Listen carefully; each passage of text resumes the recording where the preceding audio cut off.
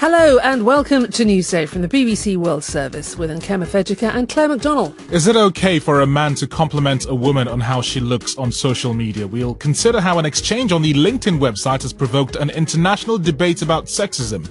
Share your views too on our Facebook and Twitter pages. Matthew will have all the headlines from the world of sport and Philip will tell us the headline news in business. We'll also be reporting on the main news stories of the day. We'll have the latest from the border of Hungary and Serbia, the latest hotspot in the migration crisis that's gripping Europe.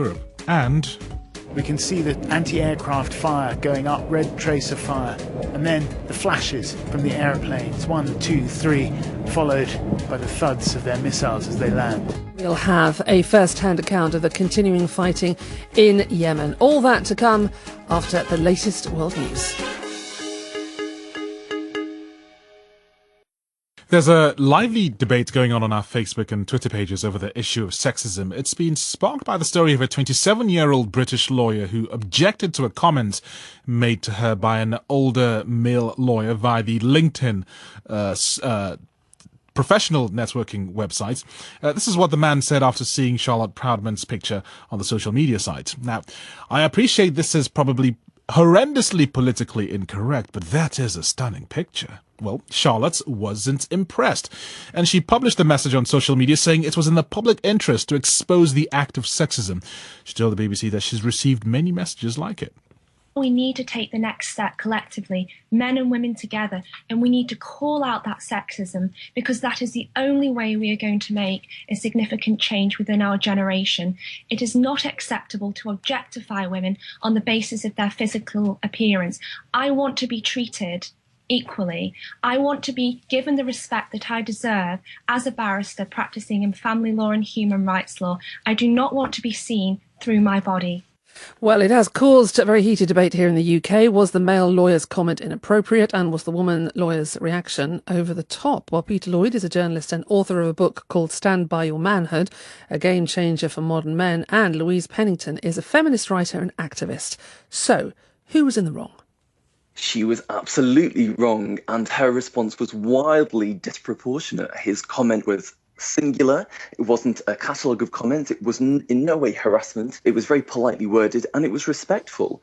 She could have just ignored it. She could have just said thank you, and she could have just been a lot more dignified about her response, and she certainly could have been more ethical by not disclosing his details on a private exchange, which I feel is borderline harassment. Louise? I have to say I disagree completely. This is precisely the kind of thing that women experience on a daily basis. Proudman's made it clear that this isn't the first time she's received these kinds of messages. LinkedIn is a professional service. It's not a dating app. It's not about telling a woman who's half your age that she's stunning. What's age got to do with it?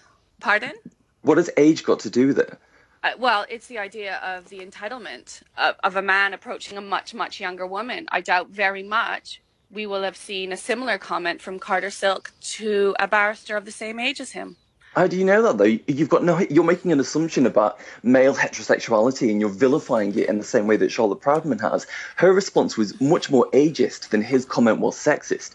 He was just being flattering. OK, there's isms flowing around on both sides. Peter Lloyd, let me put this to you, though, and it's something that Louise has touched on. She says this, defending herself, invoking sexism in a professional space demeans women's professional expertise by shifting the focus of attention from their skills to their body. She says that's what is happening in this place. It's a professional site. Do not objectify me. And it's hard to argue against that, isn't it?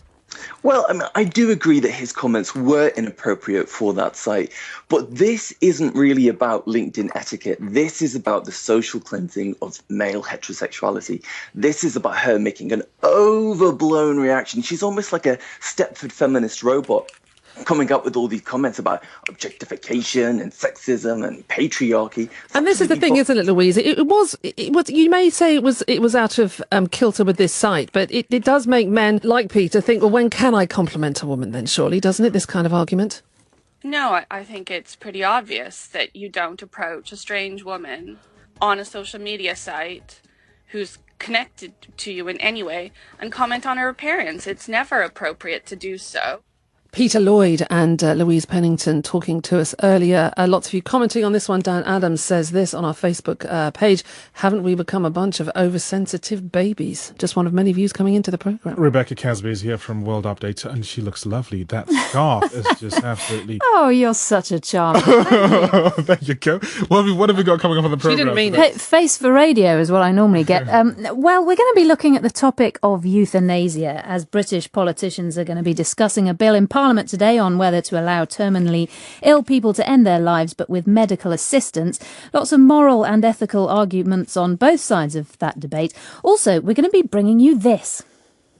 In the next room are smells and sounds. Make sure you move around the room to set off the different smells. You're hearing her walk around, you're hearing the television, you're also hearing the snipping and the ripping of paper, which is the collage process of Hamilton creating the painting at the same time. And then in terms of the scents, because you can see some parquet flooring, on the right you can hear some wood polish, on the left you can actually smell her hairspray. So there's a recreation of 1948 hairspray.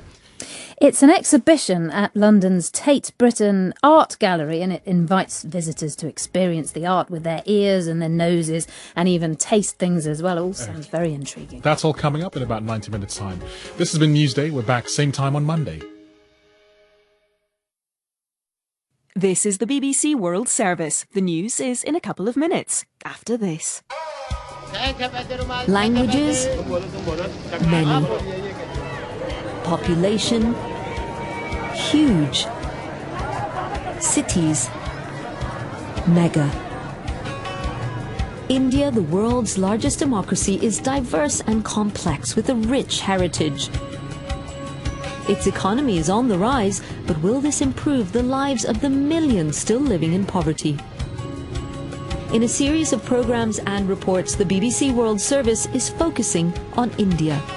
From education to business, music, food and religion, we'll be exploring how modern India is changing. India 2015 across the BBC World Service and online at bbcworldservice.com/India.